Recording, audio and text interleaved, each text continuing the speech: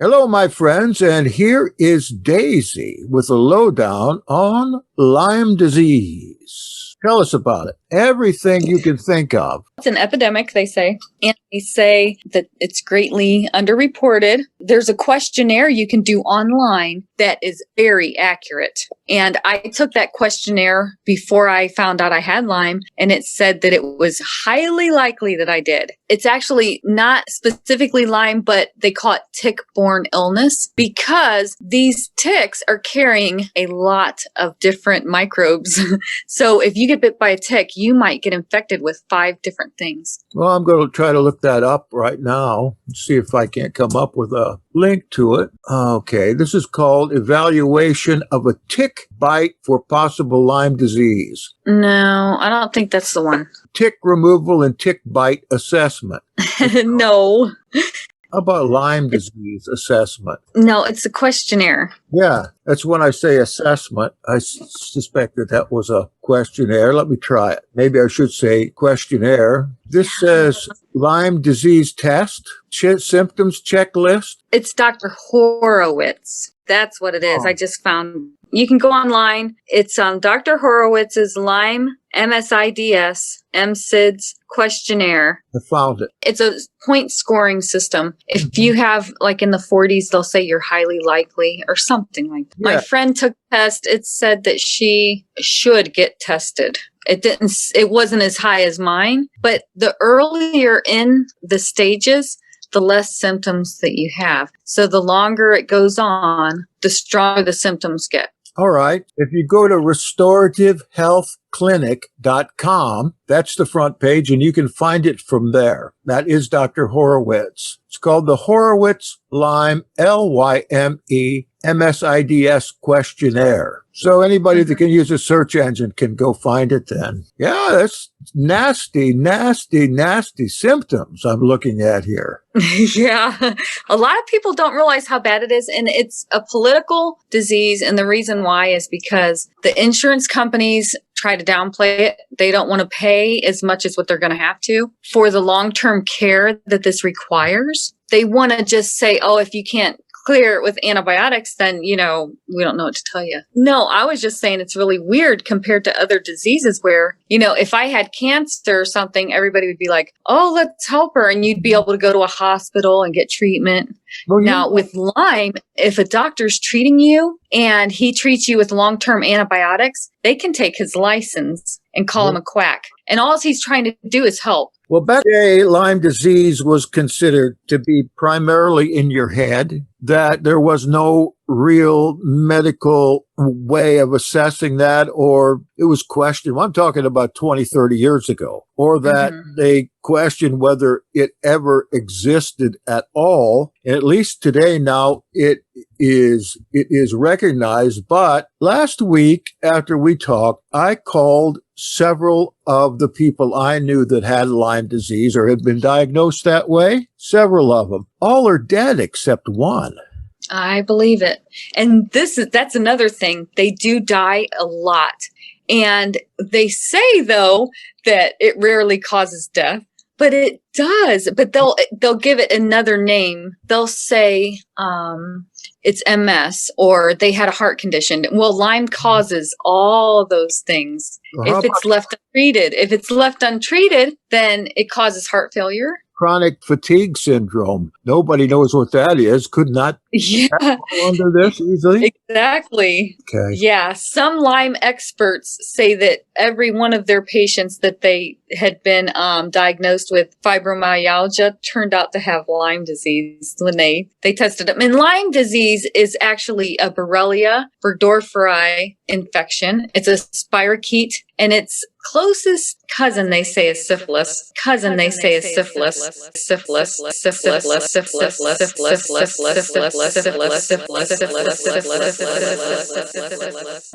Ticks. Yeah, you get it from ticks, and you can get it from any county in the United States. They act like it's only on the East Coast or something. That's just not true at all. It's a spirochete disease? Like, Yeah.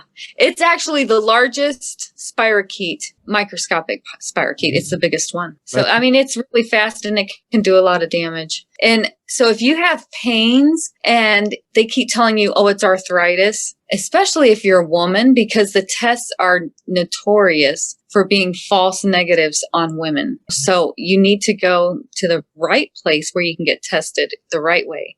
Because the test that most doctors and the CDC uses is known to produce more false negatives than any test of anything. It's unheard of. Like, some people tested negative like 3 times before they found out that they had it. And it cost, where I went to get the tick-borne panel to just get tested for everything, it was $1,500, and insurance doesn't pay for it. And I don't have insurance anyway. So even if I had insurance, they wouldn't pay for it. I had to pay out of pocket. but you're rich, aren't you? Aren't you like a pig farmer or something like that?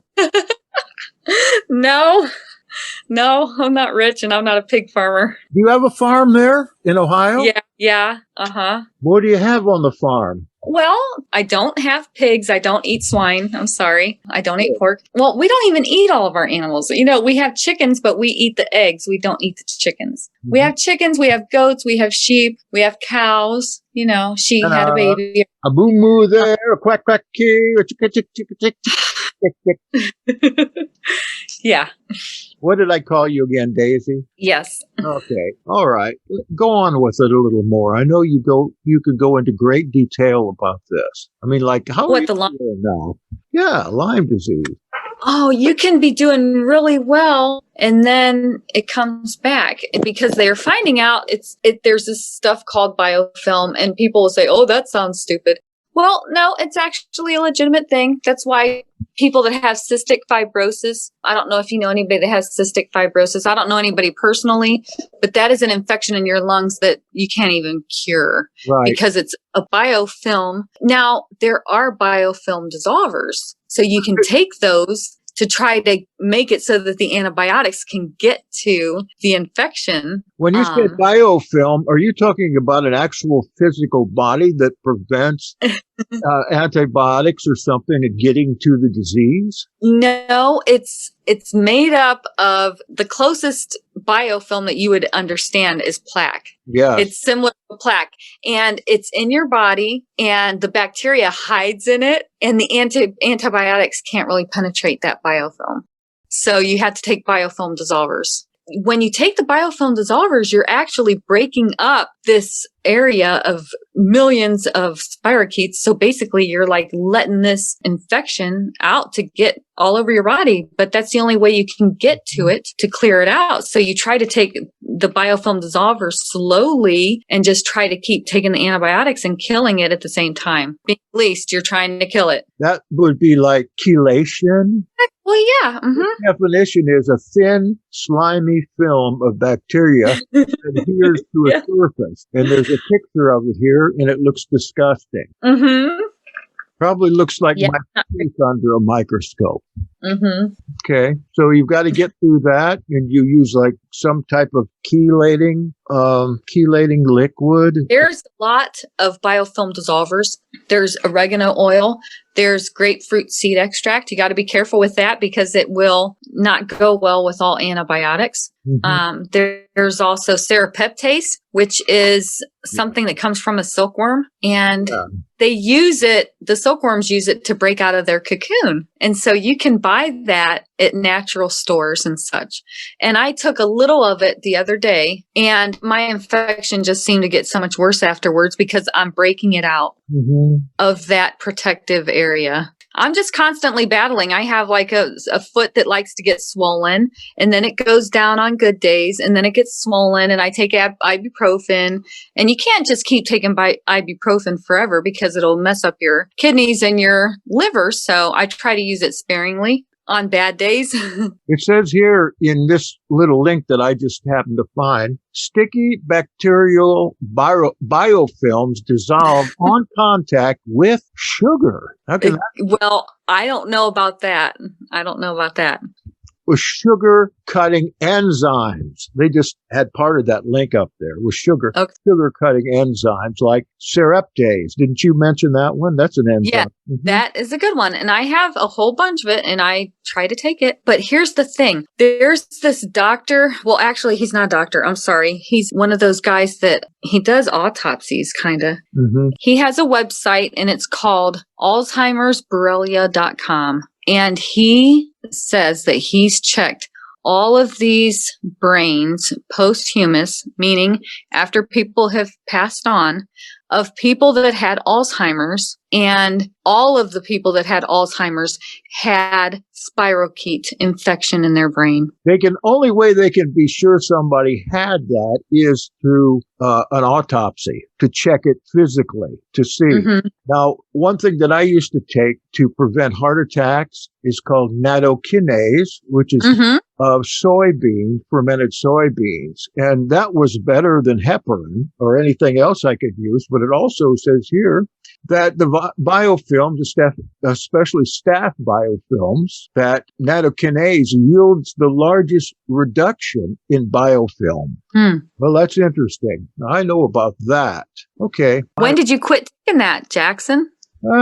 I used to carry it with me, say 20 years ago in the parish. In fact, I went to visit one man one night. He had a heart attack while I was visiting him in the house. And I gave him 3 natto and sent him in the other room. And by golly, that heart attack broke up. It diluted his blood so much that, of course, he had to go to the doctor the next day, but they wouldn't allow me to call an ambulance or anything like that. But I just happened to have that, and it worked at the time. And for me, there were several times when I was just getting into this disease that I thought I was going to go. You can feel when you're blocked up, and that I would take it and get relief, and maybe I should get some more. Yeah, I would say, but you take it slowly because that stuff is powerful.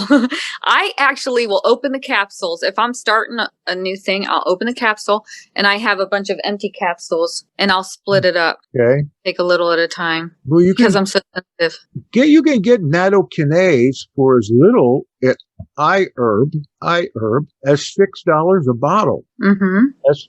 That's a month's, if you take it every day, 30 veggie caps. Oh, that's cheap. I mean, it used to cost like $35 a bottle. All right, go on. I'm sorry. Well, what can we do? What are some of the most obvious symptoms? What can you do when you go out into the woods camping or otherwise to avoid these ticks? Do some types of insecticides help at all?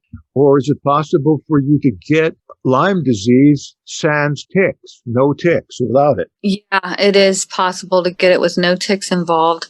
They have found so many people that their spouses have it. And the only way that they could have got it probably, was because they're intimate together. And I'm trying to think, they know that it's passed on from mother to baby. Yeah. Some babies have not made it because the infection was too much in there. I'm just trying to think of what else I can tell you about it. There's so much to tell. If somebody has it, they always think of excuses for why they're in pain. Oh, my feet are hurting. I must need new shoes. Oh, I must have walked on the rocks too much the other day. Oh, or I need a new pillow. My shoulder's hurting. Like, they always make excuses. That's what I always did. Make excuses for why you're having these weird pains or sciatica, numbness. Your leg always feels like it's falling asleep and you have arthritis in your knees, and we just think it's normal aging, and it's not normal. Okay. It's not. Did you get yours from tick, or do you even know? I do not believe so. I believe that I had it really, really, really young. So I don't know if I got it from playing out in the woods or if I got it from maybe my mom passed it on. If somebody's really healthy and really fit and they stay active their whole life, I believe that they can rarely have life-threatening symptoms. They can actually carry it and battle it for years. Like, but if something happens, if you start having like a vitamin D deficiency, or if you start having a more sedentary lifestyle and you don't get as much exercise, any number of things can cause any virus or bacteria to gain a hold and take over your immune system. And then it's hard to battle back from it. But people do battle back from it all the time. If you get the right medicine and you find out where your deficiencies are and you stay active, there's many people that are doing really good that were actually bedridden or in a wheelchair. Seriously. Or were diagnosed. There are people that were diagnosed with MS that now are better. There are people that thought they had Alzheimer's that got on antibiotics and they're better. So you don't usually hear a lot about those people because they don't want to be talking about when they used to be sick. They're better now. They want to move on. They have stuff to do. Yeah. They don't want to harp on it. So do you have any symptoms of it still? I have Lyme arthritis, and it's in my hips and my knees and my ankles. Other than that, if I'm on medicine, my memory's really shot. Mm-hmm. But usually I'm thinking a lot more clearly than I was. They call it brain fog. You can get brain fog. Oh, absolutely. Yeah. And you're like, I can't remember what day of the week it is. What was I supposed to do today? Oh, I had an appointment and I totally forgot, that kind of thing. Mm-hmm. That's why I keep a calendar. Every day I look at the calendar, else I would not remember anything. So what would you suggest for somebody that, say, takes the assessment that we talked about and feels like there's a possibility that they might have this disease? What do they do next? They need to get tested. How can I tell them what to do when I'm still not better? Feel like I can give good advice. I know what supposedly works, but if your body can't handle the antibiotics for whatever reason, if you're really sensitive and you have allergies to antibiotics and stuff, you have to find the right stuff to work. Most people in the Lyme community would say, get a Lyme literate doctor. You have to look them up online. I see. Yeah, and they cost money and they don't take insurance. So you have to either get a credit card or come up with some cash. The one doctor I went to, it was $1,200 just to walk in the door. Are you kidding? No, and they don't take insurance and you have to pay that day. So you better come up with money. Otherwise, you can go online and try to order antimicrobials. You can order all kinds of stuff. There's this Japanese knotweed, cat's claw, resveratrol. There's all kinds of stuff that supposedly kills it that you can take. And nattokinase. Well, that's going to break it up, but that's not going to kill it. How about like turpentine? I wouldn't say so. Okay, turpentine wouldn't work. I know a lot of people actually take turpentine raw for bacterial infections in their body. Really? Yeah, I found that out because I went and got some in Tennessee right off the tree, and they were talking about what it was used for. And one fellow, my friend, decided to start taking it. He took like a teaspoon every day. But the problem with doing that kind of thing is, unlike herbs, etc., is you could kill yourself with that too. Yeah, I bet. Okay. What else advice do you have? Did you have anything besides ibuprofen that helped the symptoms? Yes, actually, if you develop mast cell activation, you're like, what's that? What is that? That's where you start having weird food sensitivities and you start having inflammation after you eat certain foods. Lyme disease is known to raise your histamine level. Yeah. So you would find that Benadryl, Singulair, all those antihistamines actually really help. So I know some people take Benadryl and they're laying in bed 10 minutes later. If your histamine is high, you don't get tired. It's only the people that don't need it that it really causes tiredness. Oh, really? Okay. But also, not Singulair, the other one. I have them all. Zyrtec, Claritin. Claritin's the one that's for daytime. Yeah, Pepcid is an antihistamine. It's not going to cure it. It's not going to cure you, but it will take the edge off a little bit if you're having a lot of histamine symptoms. Okay. Tell you what, let's come back to this again next week. We'll both do a little more research and kind of decide what would be good for people that may not know that they have this but might have it. And then we can make some suggestions. Yeah. And take that questionnaire right away. Yeah, take the If you're the kind of person that has fatigue or aching or headaches, that kind of thing, take that test. That's at restorativehealthclinic.com. And it's called the Lyme Disease Questionnaire. It's on a PDF, or Horowitz Lyme Disease Questionnaire. You should be able to find it from the homepage there, Dr. Horowitz. Thank you, Daisy. That was good. Good. Let's do it again next week. Same time, same place. Okay, Sid. Sounds good. And I thank you. Bye.